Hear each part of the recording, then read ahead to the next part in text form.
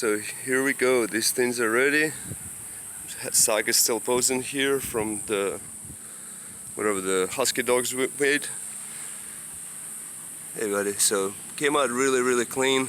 The gold as always is super nice to use. I'm very happy with it. So yeah, pretty easy project, and both together kind of complement each other. By itself they'd be okay, but two somewhere in the same place would be really neat. So thanks for watching, great success.